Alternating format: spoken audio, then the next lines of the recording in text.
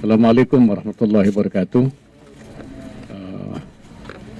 Hari ini saya melihat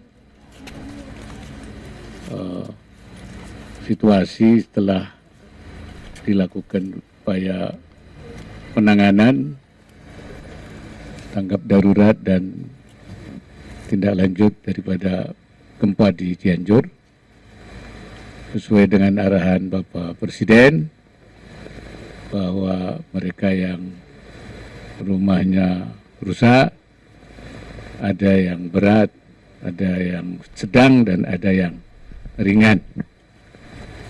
Yang berat diberi tambahan, yang tadinya itu hanya 50 juta, sekarang 60 juta. Yang sedang, yang dulu itu aturannya cuma 25 juta, untuk Cianjur ini dinaikkan menjadi 30 juta. Yang ringan yang dulu 10 juta, sekarang ditambah 5 juta menjadi 15 juta.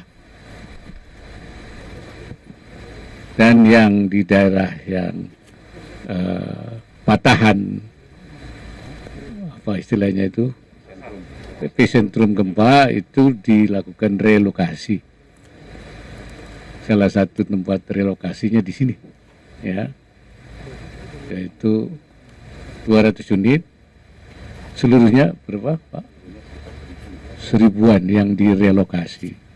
Adapun rumah yang dibangun yang tidak direlokasi di tempat yang lama, itu dibangun boleh oleh pemilik, boleh juga kalau tidak dibangun oleh pemerintah dengan dana yang ada. Tetapi konstruksinya harus konstruksi yang tahan gempa, karena ini masih wilayah-wilayah. Tapi kalau yang direlokasi ini daerahnya aman, ya, dari gempa. Barangkali itu.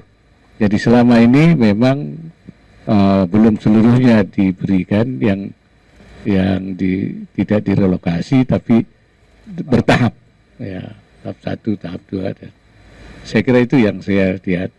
Dan salah satu yang kena pesantren itu akan dilakukan pembangunannya oleh PUPR seluruhnya. Saya kira itu. Pak, izin Pak, saya Farida Pak dari MNC Pak. Pak, untuk realisasi bagi pengungsi yang untuk menempati rumah-rumah yang direlokasi itu targetnya kapan ya Pak?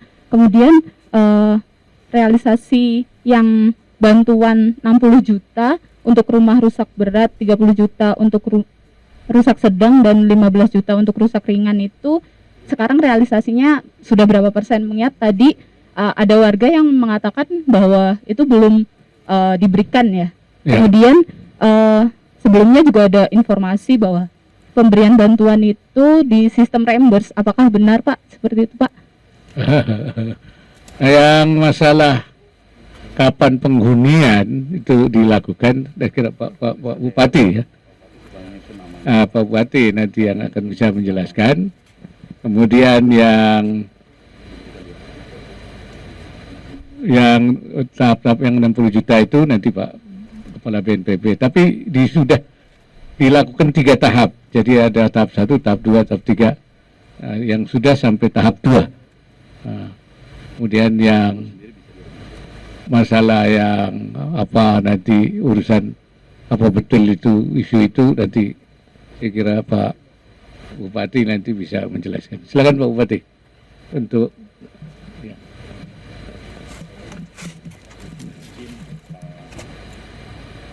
Penghunian itu.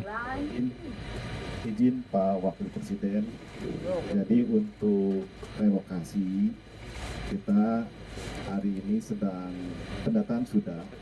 Besok kita akan melakukan sosialisasi kepada warga masyarakat yang akan direlokasi ke tempat ini. Dan itu ada di 3 kecamatan. Kecamatan Cianjur yang di Rawacina, Kecamatan Cugenang yang ada di Sarampa dan Cijedil. Juga ada 1 desa lagi di Kecamatan Pacet, yaitu di Desa Ciputri. Gitu. Insya Allah dalam waktu dekat SK-nya by name by address yang akan dipindahkan ke sini akan segera diselesaikan. Terima kasih Pak. Pak. Yang terhormat Bapak Wakil Presiden, izin menambahkan pertanyaan dari MNC tadi. Jadi untuk yang mendapat stimulan bantuan rumah yang rusak berat tadi sampaikan oleh Bapak Wakil Presiden 60 juta, yang rusak sedang 30 juta, dan yang rusak ringan 15 juta. Sampai hari ini sudah 25.000 rumah atau kepala keluarga yang sudah diberikan. Dan ini kita sedang masuk ke tahap 3. Mudah-mudahan ini bisa selesai semua. Pendataannya juga sudah selesai. Semuanya sekitar 60.000 rumah ya. Yang rusak berat sendiri hampir 18.000 rumah. Itu nanti akan diberikan.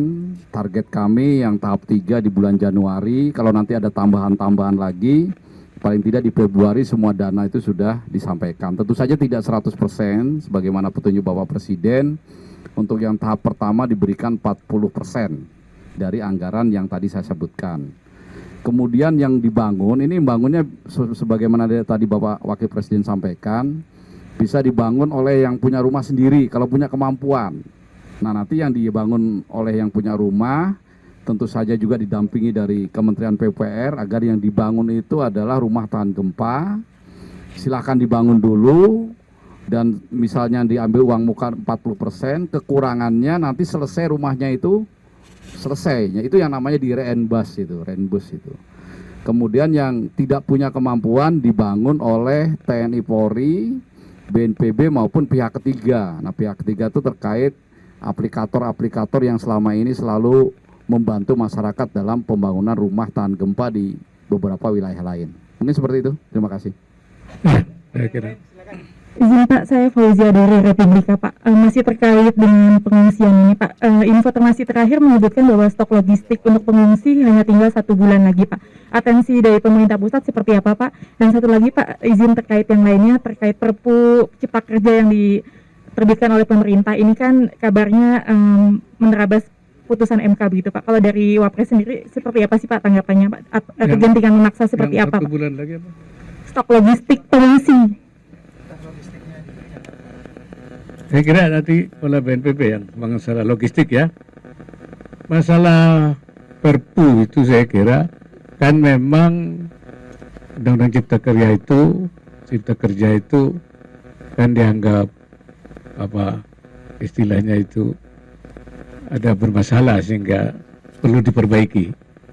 Nah, dalam rangka memperbaiki itu situasi tidak boleh stagnan, tidak boleh vakum, harus ada supaya perekonomian kita terjaga, investor juga tidak bingung. Kemudian maka jalan keluarnya dibuat Perpu untuk menanggulangi situasi keadaan itu. Saya kira Perpu itu sebagai apa sebelum selesainya semua undang-undang Cipta Kerja. Barangkali itu ya. Silakan Pak. Terima kasih. Jadi untuk logistik, rekan-rekan media sekalian, per hari ini memang stoknya 3 minggu sampai 1 bulan. Tetapi tentu saja dari pemerintah Provinsi Jabar, kemudian juga kabupaten kota sudah terus menambah. Kemudian sekarang statusnya masih transisi dari tanggap darurat menuju rehabilitasi rekonstruksi. Artinya dalam tahap transisi ini pemerintah pusat masih turun tangan, khususnya BNPB. Sehingga nanti kita akan pastikan logistik ini akan dipenuhi dulu terus menerus, khususnya pada saat masa transisi. Nah, nanti setelah 3 bulan masuk ke tahap rehabilitasi rekonstruksi ya sudah kembali ke masyarakat masing-masing. Kan tidak mungkin didukung sepenuhnya oleh pemerintah pusat. Jadi masyarakat sudah bisa kembali bekerja. Sekarang dari pemerintah kabupaten kota juga sudah menghimbau supaya para pengungsi ini kembali ke rumahnya masing-masing, mendirikan tenda, mendirikan hunian sementara. Dari situ sudah bisa bekerja dan hidup sudah kembali berjalan sehingga logistiknya tidak 100% harus didukung oleh pemerintah. Mungkin demikian. Ya, tadi saya tanya semuanya sehat-sehat dan makanannya saya tanya cukup sampai hari ini masih terjaga. Ya. Baik. Assalamualaikum Pak Wapres, izin saya Kautsar Pak dari medpam.id. Izin tanya Pak terkait dengan PPKM. Ini kan sudah dicabut oleh pemerintah. Untuk mengatasi atau menanggulangi adanya potensi penularan COVID-19 seperti apa mengingat di China kan sangat sedang tinggi Pak. Untuk apakah akan mengencarkan peduli lindungi atau seperti apa Pak untuk mengantisipasi adanya penularan kembali? Terima kasih. Ya, yang di PPKM itu yang dicabut itu pembatasan masyarakat, gerakan masyarakat, tidak ada pembatasan. Tetapi karena COVID ini belum dinyatakan sebagai sudah selesai ya oleh WHO, maka kita tetap waspada, ya termasuk juga protokol kesehatan, pakai masker, dan terutama mengenai vaksinasi. Vaksinasi terus dijalankan untuk membuat supaya kekebalan masyarakat lebih besar, lebih banyak lagi. Dan juga tentang peduli lindungi itu masih dilakukan, bahkan diintegrasikan dengan yang lain. Jadi itu masih tetap ada, tapi pembatasan sudah tidak ada. Misalnya masyarakat bergerak, artinya sudah tidak ada, level 1 juga tidak ada. Jadi supaya masyarakat bergerak, dan kita harapkan dengan itu ekonomi kita lebih bangkit lebih cepat lagi. Tapi tetap kita menjaga protokol kesehatan dan yang lain. Barangkali itu, ya. Iya, Pak Wapres, saya Ragel dari Radio El Sinta. Kemarin kan ada pemberitaan di Jawa Tengah terkait dengan bantuan dari Basnas yang membangun rumah untuk programnya pemerintah daerah yang ada di sana.